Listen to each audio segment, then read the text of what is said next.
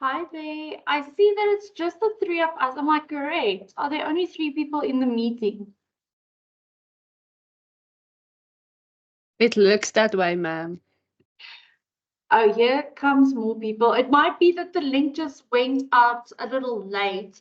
It is 2 minutes past 4. So I'm going to not run through it, but I'm going to give you like the shortened version. I know that yes, okay. Here the people are coming. I wondered what was cooking. But let me start because it is 2 minutes past. And let's not run through it, but discuss what needs to happen to write a great assignment. So before we can write the assignment, we need to know or we need to reference an assignment, right? So I want you to open up an assignment so long or while we are going through this, if you have like a split screen or something.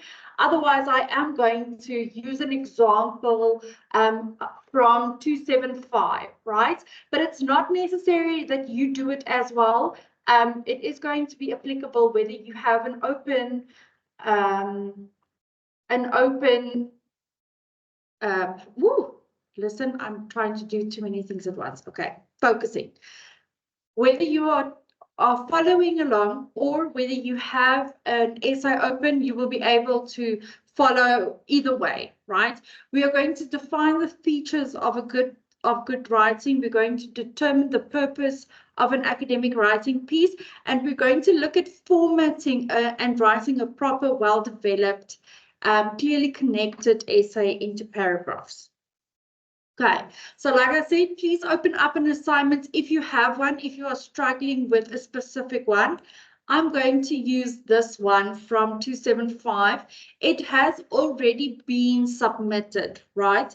For those of you who do have 275, but I found it a nice and easy essay.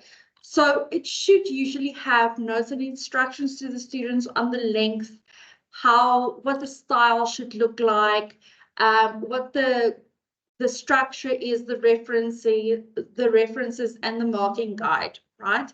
So you should have all of that information. This specific one was about parliamentary sovereignty and how it became a vehicle for oppression and injustice during the apartheid years, and how the corrective justice in the 1994 and 1996 Constitution rectified that through the separation of powers. So that was what this essay was about. Okay. Right. So most of you who are here would like to know why there isn't a blueprint for assignments, because it makes you anxious. And the short answer is, luckily, there is a blueprint for assignments, and we're going to run through it just now. Obviously, again, it's like the application for the ideal method that we use for answering questions. There are some times that it's not going to be as straightforward as this, but this is like the basic format of an essay. Okay. So obviously we have an introduction, a body, and a conclusion. Everybody knows this, but how is this introduction, body, and conclusion supposed to be written? First of all, like I mentioned, we have to look at the instructions. What do you need to pay attention to in the instructions? You have to look at the page or word limit. You have to make sure whether you have to submit a Word or a PDF version. You have to make sure that you include your case law and your legislation. This is almost always a requirement for law essays. Then you have to read the questions before you start, while you are busy, and after you are done. So this will make sure that your paragraphs remain relevant to the essay. So usually what I do is I write down the 3 or 4 main concepts in my question.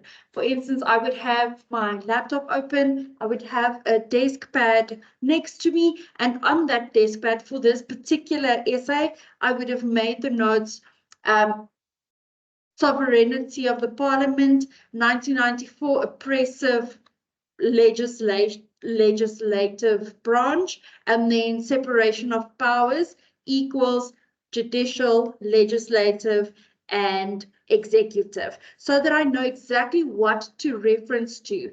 The moment that I start feeling a little lost in my own thoughts, I would go back and I would see, okay, did I mention parliamentary sovereignty? Yes, tick that off, make sure that my paragraph on that is complete, and then move on, because basically your essay is a bigger question, right? And it will have multiple sub categories that you have to answer. Right, and then the style requirements are very important. I picked up in the 275, for instance, that they asked for Arial, but the style requirements for the law faculty are Tahoma 0.12, and then for the footnotes, it's Tahoma 0.10. If you don't have a clue of what I'm speaking about, luckily there is a blueprint, and we're going to look at that just now. Right, so the style requirements are standard for all law things, law assignments, unless it is stipulated otherwise, right? So your margins, you need to adjust to 2.5 centimeters, left, top, right, and bottom. The footer is 2 centimeters, and obviously your paper size is going to be A4. Your font type is Tahoma 12 point in the main text and the bibliography, Tahoma 10 for footnotes, and Tahoma 11 and indented quotations for quotes longer than 1 line. You have to justify your text with 1.5 line spacing for the main text and the bibliography, and then single spacing in the footnotes and quotations for longer typed lines. All headings must be placed against the left-hand margin. See table 1 under headings and numbering for of the headings. I'm going to show you now what that refers to. For specifications regarding the indentation between headings and heading numbers, and for various headings. So there's actually a part of your style guide that is referencing these specific bulletin numberings if you are unsure. And then the page numbers are placed at the bottom of the page, centered and in the same font and size as text. Now, if all of this is a very daunting task for you, there is actually a postgraduate template that you can use. So the postgraduate template I've uploaded, I'll show you where at the end of the session, right? And obviously the things that you are not going to use, you are going to take out. For instance, at a undergraduate level, you are not going to have an ORCID ID yet, right? This is not a dissertation, this is an assignment, so you could just delete that, right? So let's delete the parts that we don't need. ORCID ID I don't need the image. So I'm going to place there my title, Parliamentary Sovereignty. See, everybody needs to figure out how to spell. You can use it like that. Put your names and initials there. Put in your lecturer's details, and then you will probably put in over here your module code. So you can just change that there, module code, and then your student number. You will also place it there. Right, that's just a random number. Okay, so, and then if you go to abstract, you're not going to have an abstract, so you can delete that. You're not going to have opsumming, so you can delete that, and you can delete everything up until the table of contents. Now, what's nice about the table of contents is it's going to already be here. So everything that you delete, say for instance now, so this, remember, is for a master's degree, right? So you're going to obviously have chapters, etc., that you are not going to need. List of abbreviations, which you are not going to need. Headings, which you are not going to need. Tables, which you are not going to need. So the thing is, you first have to clean up the template, right? But once it's cleaned, it's good to go. So you can actually use this. So you can start, you can decide to keep the chapter heading or you can delete it. If I were you, I would delete it and I would start then with my heading 1.1 introduction, right? And then type out my introduction. Then I just want to show you what happens if I delete everything else. Right, so up until the bibliography, I delete, right? And I'm going to just insert a page break here so that it starts on its new page. Okay, so now what's happening, right? I removed all of that, but it's still in the table of contents. So now all that I need to go and do at the end is I need to click on that refresh. And what it does is it takes out everything that I've deleted and it keeps everything that I've kept in exactly the order that it's in. So I can actually, in my text, then just copy and paste this part, right? And put it into like underneath and then update my table and then it will update my table automatically. This is the 1.2 I'm going to take out. My text goes here, right? So that's the template. Use it, right? Because it is going to make your life a lot easier. Everything that is written in the style requirements has already been uploaded onto that template. So you can actually just use it as is, just clean it up. You don't need all of those chapter headings, etc. And then it automatically updates your table of contents, just like I showed you. If you have any issues with this, you are always welcome to send me an email or I'm going to send you the recording I'll send to all of the people who are here, right? And then obviously at the end of the term, I'll upload it to eFundi as well. Okay, so this is where you can access the template on the web. So if you scan the QR code, you will find the template on the web where it is embedded. I also uploaded it to eFundi for you guys, and we're going to go through the sorry guys, that's the train outside my window. We're going to go through the eFundi site just as we're about to end this session. But if you want to, you can access it here, download it from the library's website. And like I say, it has all of the style requirements already embedded. Okay, so then when you read the question, you have to check for the action words. Describe, list, and name are probably not going to be in your assessment, right? Because these are lower order thinking. But you, at a first year level, should be able to illustrate and distinguish. What that means is that you can write about a concept in such a way that it shows that you have mastered that concept. To discuss and to analyze means that you can find faults or issues with that concept.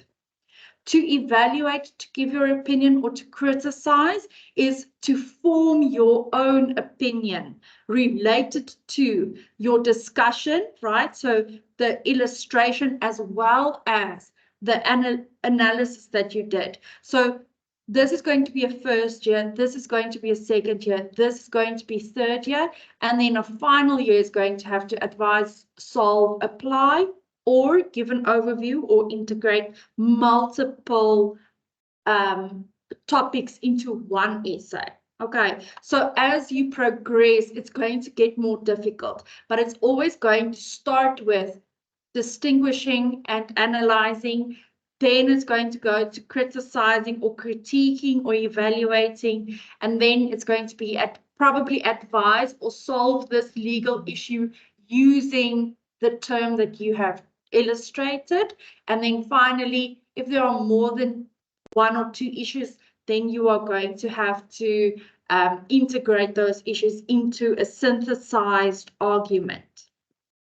Okay, so when you are writing, it's always nice to remember that if you have 1,000 words, 100 words are going to be the introduction, 800 words are going to be the body, and then another 100 is going to be the conclusion. Your introduction always goes from the general to the more specific. You don't include or you don't need to include citations, especially in your first sentence and in your last sentence. Your last sentence is going to be your thesis statement. Okay, so unless you are quoting in your hook, you don't quote in your first sentence. Your engaging hook is supposed to grab the attention of the reader. Your second sentence is going to introduce the broader issue. So typically, if this is going to be 275, it's going to be, why is this hook that I've just mentioned important for constitutional law? So this is where you are going to outline the module content. Then you are going to provide your point of view, and this is going to be your thesis statement. So for instance, we saw that this is about parliamentary sovereignty. So I'm going to start my hook with, my hook is going to be something like, the parliament is supposed to protect the people. The broader issue is going to be, the Constitution of South Africa was legislated in 1996 after the interim constitution of 1994. So I give like a broad introduction. Then I'm going to say, in chapter 7 of the Constitution, it provides for the separation of power. And my thesis statement is going to be that this is an important part of the Constitution. Finally, you're going to map out your essay. So you're going to say, I'm going to discuss 1, 2, and 3, right? Let's have a look at an example. This is my example. So I took that template and I put down an essay. You can see here, right? If I highlight this, it says there that it's entitled case, right? So this is already uploaded exactly as is. My name is normal text. My table of content, my introduction, right, is heading 1. So this is already exactly as it is supposed to be according to the style guide, right? So what does my first sentence say? My first sentence is my hook. Constitutional law is linked to the concept of the modern nation state. Then my broad contextualization is my second sentence. However, before the 1994 Constitution, South Africa had a system of parliamentary sovereignty where members of white, Indian, and colored South Africans were represented and Black people were not. Where did I get this? I got this in the actual assignment, right? So you can see in the assignment, I just used that so that the lecturer can see I actually paid attention when I was reading through my assignment. Okay. Now, my thesis statement. So what does this mean? Why is this important? What is my point of view? This meant that in their separate capacities, in their separate parliaments, they could pass any law they wanted. Here we consider, that's what I'm doing in this thesis or this assignment, the change in the separation of powers since 1994. And now I'm going to map it out. Primarily, which is a fancy word for first, we will look at how the separation of powers protects citizens from oppressive regimes, such as those under the apartheid system. Apartheid is in italics because it's an Afrikaans word, right? To do this, we must look at parliamentary sovereignty under the constitutional law in its form. So that's my second part. The current system of the separation of powers in chapter 7, 4 to 8, and the protection and separation of powers in the chapter 9 constitution. So my reader knows exactly what to expect. If I say primarily we will look at the separation of powers, then in the regimes under the apartheid system, then we look at, okay, what is constitutional democracy? Okay, so this is my first paragraph. We're going to get back to that now. In the bottom, I have my footnotes. My footnotes are not formatted correctly. So to format them correctly, I Control Alt. Oh, this is in Google Scholar. Okay. If you are in Word, you Control Alt, choose Tahoma 10, and then it does it. For Google Docs, you actually need to download an extension, and I can't remember where I saved that extension. But if you need help, come to see me, and then we figure it out together. Okay, so that is the introduction. The introduction has a hook, broader issue, what am I wanting to discuss here, and then I will do this by referring to point 1, point 2, point 3. If your essay, you must have a look, if your essay specifically says, don't use the first person, we can't say this essay will discuss or we will look at, then you have to formulate it in such a way that the data kind of speaks to itself. So for instance, you won't say we will look at chapter 9 of the Constitution. We will say Constitution 9, chapter 9 of the Constitution of South Africa affords the protection of these institutions by instituting the public protector, etc., etc., etc. Okay, so that's your introduction. Then we move on to your paragraph, and your paragraph is going to be in the format of heat, right? So here you always have as many citations as possible, and typically one citation per sentence. So your hook doesn't need a citation. You are here going to just tell me, what is this paragraph about? Then you're going to give evidence. So where did you get this from? Then you're going to explain why this is relevant to your topic, and then you are going to transition into the next paragraph. So what does that look like in our example of parliamentary sovereignty and constitutional law? It looks something like this. Let me just enlarge it still a little bigger. So it says here, this first sentence is my hook. A system of constitutional democracy replaced parliamentary sovereignty in the interim constitution. That's a fact. It is the way it is, right? But now I have to say, why is this a fact?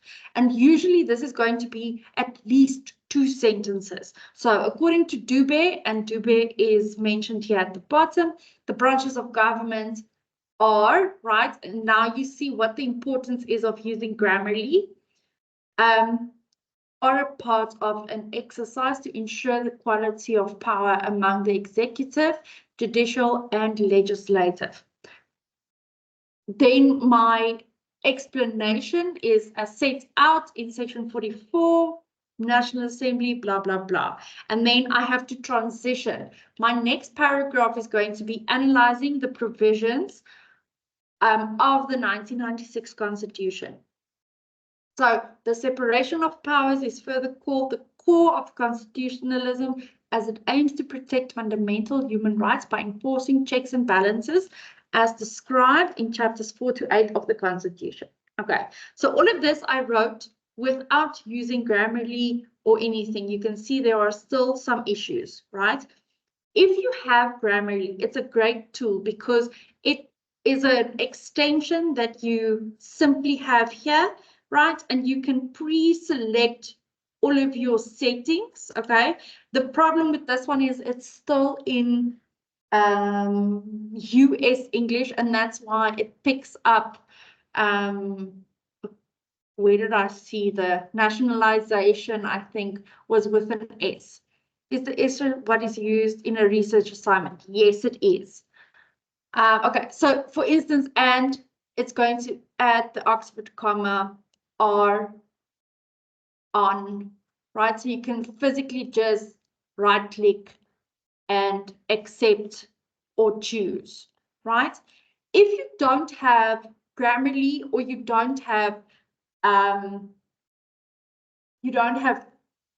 Google Docs, oh, sorry, I just want to show you in Word quickly where you are going to get that. So file, download as Microsoft. And then if I open it in Microsoft,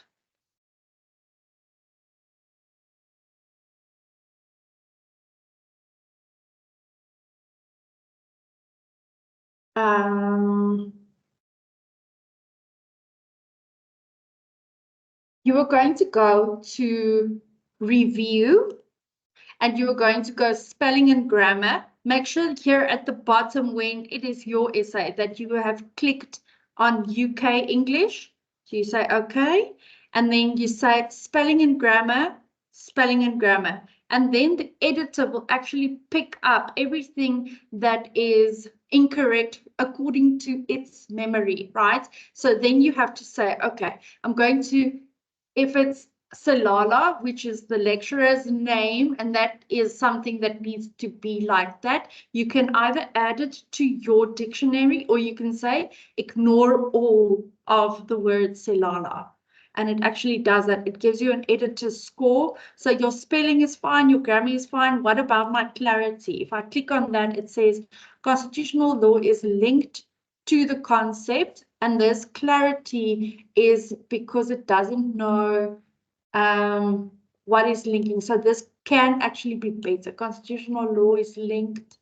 Constitutional law connects with the concept, you could say. So this is where it picks up your editing errors. Okay, so you go to review in Word, spelling and grammar. Make sure that the United Kingdom is here at the bottom.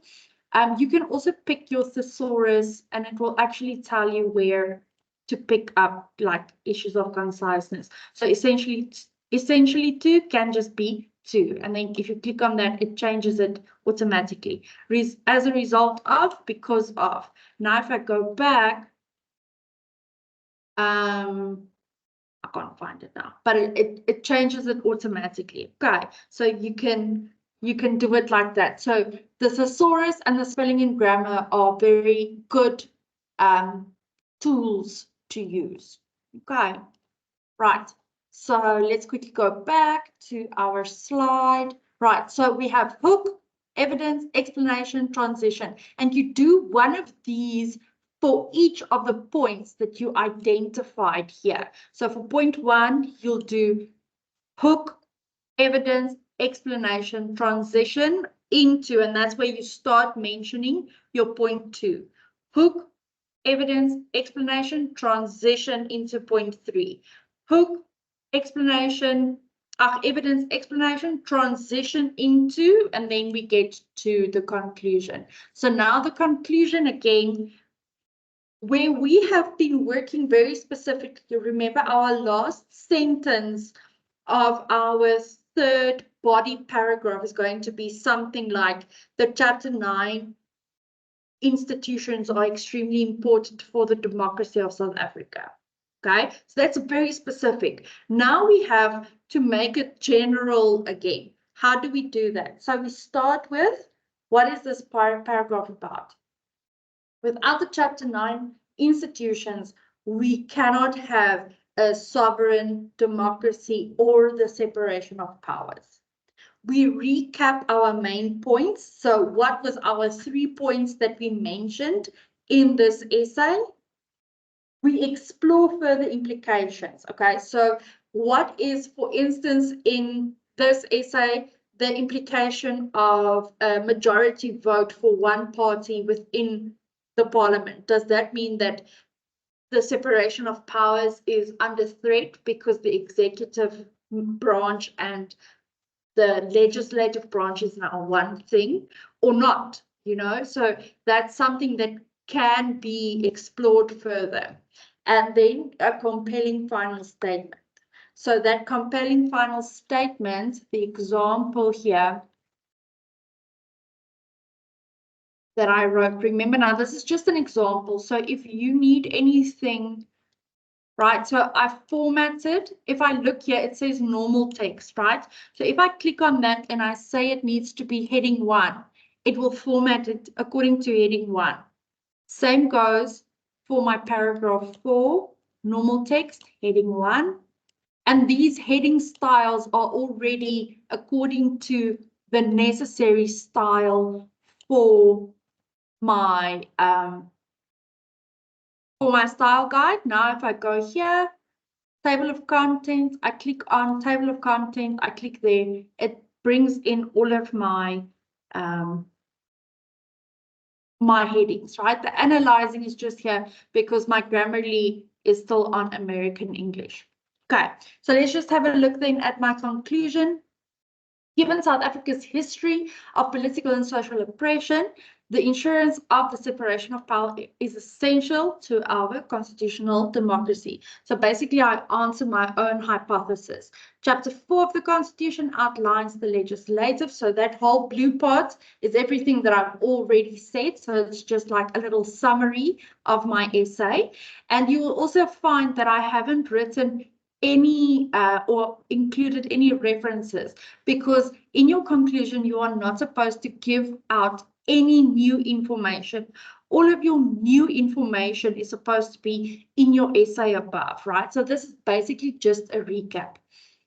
The purple part here, one might argue that this, one might argue, is like, if you want to do research on this, you should argue about this. So you give the reader a clue of what are alternative ways in which to go about this issue, right? So it's basically a research question for someone new.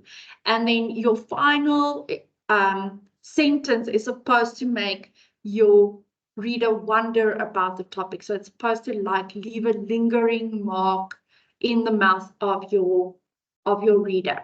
However, as a result of legislative provisions, one could argue that, at least for now, so that at least for now is like that jab that you add there. Our democracy seems to be protected and strong. Okay, so it's just that simple one-liner that you leave your audience with, which is going to be your compelling final statement. Okay, so that's basically the content. You can follow this, you can write it out on a piece of paper next to you, and when you are busy with your essay, you make sure, okay, does my paragraph, does this paragraph that I'm busy with at the moment have a hook, right? Did I recap all of my points in my conclusion? Do I say, okay, this is something new that we didn't discuss in this essay, but that has reference to this specific topic? And then did you leave your reader with like that final something lingering? Okay, so that's basically the structure of your essay. Is there anyone who has a question up until this point? I'm just going to the chats here. I know that there was, is the essay structure what is used in a research assignment? Yes, it is. And then the recording I will send. Those are the two chats. Is there anybody else who would like to ask something?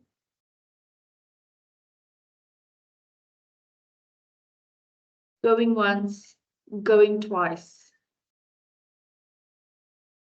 Okay, we're going to move on then. Okay, so your conclusion is basically hook, recap, question, statement. Okay, that's what that HRQS stands for, but it's difficult to remember. So remember, for your introduction, it's going to be hook, thesis, outline, and then heat, conclusion. Okay, which is going to be from specific, hook, recap, question, statement. Okay, and we looked at the example. This is, the blank is just to remind me that we had to look at the example, but we already did that. Okay, so plagiarism and referencing. Yes, it is important. I do know that you have had multiple lectures and preachers and sermons on plagiarism, but please do not, okay? Not all work is group work, and people, I promise you, whether you read 300 essays, if you read the second one, you go like, where did I read this? There's always something that reminds the lecturer that they've read this somewhere else. Okay, so make sure that when you work with a friend, that it's kind of just like sharing a space, not really sharing ideas. Turnitin reports, they are very accurate. Okay, usually they already exclude quoted works. Okay, and they also exclude, I think, any similarities smaller than 3 words, they exclude those as well. So Turnitin reports do show plagiarism. There are also other ways to check for plagiarism. Let me just show you. If you are interested, you can check your plagiarism before you submit, but you have to subscribe to this website. So this is EasyBib, a check service. And when you actually like type in your paper here, let me show you. For instance, if I want to check that for plagiarism, I'll go to EasyBib, I'll paste it in there, I'll check my paper. But like I say, you have to actually subscribe for this. You have to pay a subscription fee, right? This actually does check your grammar as well. And it's going to take a moment, but I'll show you just now. Okay, there it goes. Plagiarism, check my paper, and then it will actually give you a report before you turn it in. So there are other ways of submitting before submitting to turn it in, where they will find whether you've committed plagiarism or not. But like I say, EasyBib is one that you have to pay for. I'm not sure whether the library has a subscription. Like for instance, here it says nice work. There's no plagiarism. Because I actually thought about that whole paragraph myself. Right. So if you have any questions on that, you're welcome to ask. And then the last thing, you have to be careful with using AI. I know everybody preaches this as well, but Turnitin can actually pick up when you have used AI. Make sure that you paraphrase and that you use your own words, even when you utilize AI. Don't ask it to write an entire essay for you. What you can use it for, where it is quite nice, is if you like, for instance, copy the essay assignment into AI and you say, please write the headings for this essay. Then it just gets your juices flowing, but please don't use it to write your essay. Remember, you are still people who need to graduate law school, basically, right? With an LLB degree at the end of this, with the ability to write and to argue. So don't be lazy and use AI. You can utilize it in a way that's going to be beneficial for you, but don't replace your brain, right? You pay very expensive for your degree, and the entire purpose of a degree is to train your brain to think about specific things in specific ways and to unlearn other ways of thinking, right? So don't use AI in a way that replaces your brain, because you are very clever. Point number one, you got to university, right? All on your own. No one bought your way in. And now you want to kind of just say, okay, now I don't want to use my brain anymore. And that's not only a stab at yourself, but one day you're going to be at a disadvantage, because you're going to have to relearn everything that you could have learned if you just used the assignments as opportunities. Okay, so that's my little preach there. Don't use AI. Don't replace your own brain. Okay, right. So where do I get all of this that we just spoke of? Anya Fundi, the law communication page, number 6, academic writing. I have Get Started. So Get Started is, how do I find sources? Okay, how do I use, how do I create a space where I write? What is important for reading and comprehension? Next, I go to types of sources. So we have primary sources, secondary sources, and then this is a video where I show you how to find sources that are relevant. If you are unable to do this, then please come and ask, okay? We can make sure that you find sources that you need. The library's website is also linked here, and the law faculty's LibGuide. Okay, the law faculty's LibGuide also has the following. It has, okay, so I'm going to upload this is the old webinar from last year. This webinar is going to be uploaded at the end of the term, right? Because I want to give you guys a little bit of an advantage. The document template that we were using throughout is linked here. So if you click there, then it automatically downloads here, right? So that's that. Then the next thing that we have here is your plagiarism things. So there are all of the policies if you are really interested. And here is the library's video on plagiarism and why not to commit plagiarism. And we have like a tick sheet that you can use to say, okay, I looked at all of this. If you really wanted to, it's just to keep you accountable to yourself. No one's going to have a look at that. And then if you click on next, this is where I actually uploaded the Referella video. So these are from the LibGuides. So this is how to reference according to the APA style. Inserting footnotes, so how to do that. That is how there's a video on that. Writing out your bibliography, especially like separating your legislation, your cases, and your literature, legislation, cases. There's something else, but I forgot now what it is, that you have to separate in your bibliography. That's discussed in that video. And then I also actually created like a little checklist. So if you click on that, it will take you to a Google Doc, right? This is also just for yourself. It's for no one else. If you say make a copy, it has like an assignment completion checklist. So it makes this like just for yourself, right? I just want to enlarge it. The reason why it's a Google Doc and not a Word document is because the Word docs don't have this tick sheet function. You can't do that in Word. You can do it in Google Docs. So did you write your name and surname on the cover? Seems very clear, but it's not, right?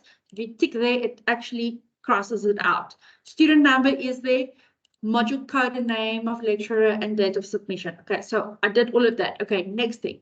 Did I plagiarize? No, I didn't. I know that I didn't, right? And I did not use AI. Then the next thing, did I follow the instructions? Did I read the rubrics and attachments? Did I do the page and number count? Did I meet the source requirements? So these are things that you have to look at every time and make sure. Go back to your essay, make sure. Okay. Then crucial points. Is there a thesis statement? Is your citations correct? Does each paragraph have at least 5 sentences? Okay. Proofreading, did you use Grammarly or did you spell check in MS Word like I showed you, right? So click those two. Spell check, always UK English. Very important. US English is all of the S's are Z's and like all of the color because those spellings are weird as well. Okay, then in general, did you use detailed title? Is your title and subheadings capitalized?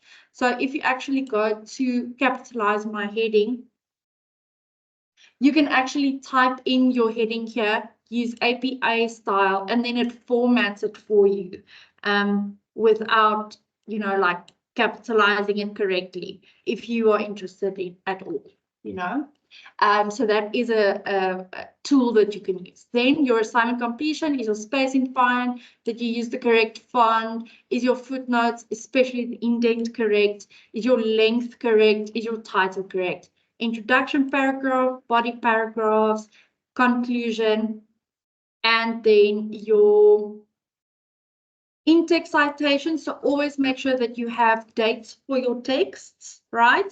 And quote capitalization, that you make like full sentences. Then your bibliography, own page alignment, spaces, format, and quote length, signal phrases or quote sandwiches, and then no first and second pronouns. This is not necessarily right, but it does get quite cumbersome if you overuse them. Okay, so that, as far as I know, is that. Yes, any questions?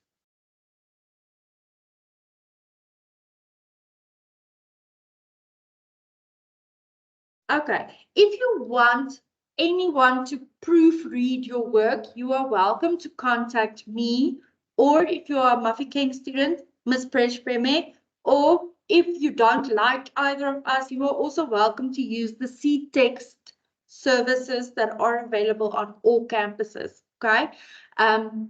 Usually what I do is I find like little grammar errors. I can find if you don't have hook sentences or transition sentences, I can fix those for you.